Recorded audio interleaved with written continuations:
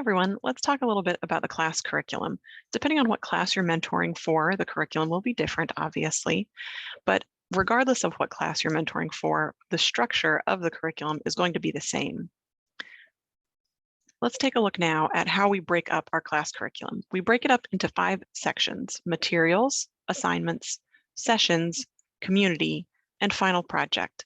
The materials are the actual lesson materials that are used for the student to educate themselves, and that's what they refer to understand the concepts that are being taught in the class. For the intro class, they'll use either Team Treehouse or the Odin Project as their lesson materials. The React class uses the Road to React text by Robin Werrick.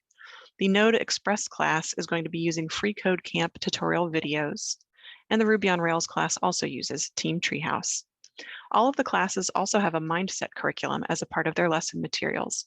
These are light reading articles or short videos like TED Talks that the students can watch to be able to develop their skills as a programmer, regardless of what tech stack they're working in. All of the students will have assignments. They'll have a coding assignment and a mindset prompt response. The coding assignment is an actual assignment where they build code, usually either in Replit or more commonly in GitHub, to be able to practice the lessons that they learn from their lesson materials. The mindset prompt response are just journal entry type questions that get them thinking about the mindset curriculum content and thinking about ways to solve problems and think like a programmer. The sessions portion of the class is where students will attend either one-on-one sessions with you or group sessions with you, where they will also be with their classmates. We encourage students to attend at least 2 sessions per week, although some students may be able to get by on only one if they've already been exposed to a lot of the lesson material content earlier.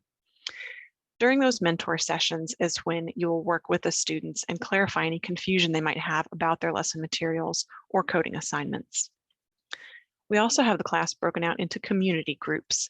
We use Slack as our primary means of communication within our organization, and each class has its own Slack discussion channel where students can post to be able to work together to help solve problems that they're encountering or answer questions for each other. We do encourage you to respond if you're seeing students create misdirection or if it seems like students aren't able to answer other students' questions and they need somebody more experienced to step in. All of our classes also have a final project. Depending on the class determines when they're working on their final project throughout the class, as well as what the final project is. The intro class creates a portfolio website, and they work on it from week 6 when they start learning GitHub and Git, and all the way through to the end of their 16 weeks. The React class will create a to-do list app in React, and they work on it from week 1 all the way through their class. The Node Express class will be learning a lot of the primary concepts that they'll need, but they'll be able to create their own project of their own design. They'll send a proposal to us as far as what their concept is to make sure that it is something that's workable. And then the final 2 weeks of their class, they will be able to actually build out their project.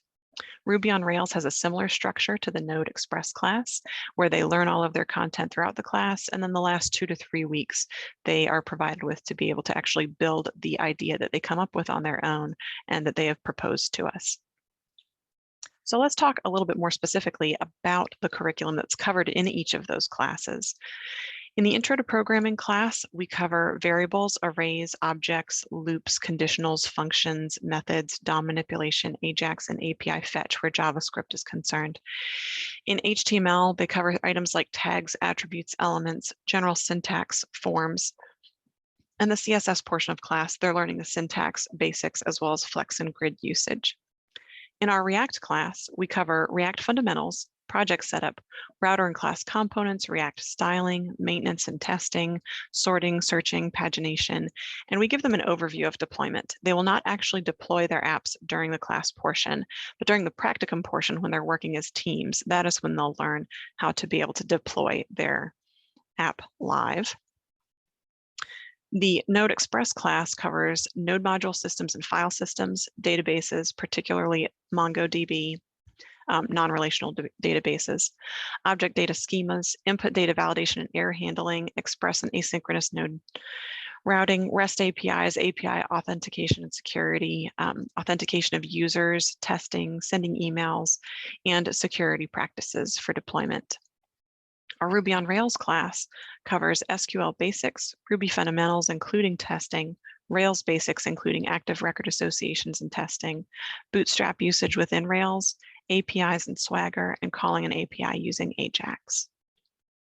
For more details about what your class covers, or to see the learning objectives for each of these topics within the class, visit your class's website, learn.codethedream.org, and then select your class from the Classes navigation menu item.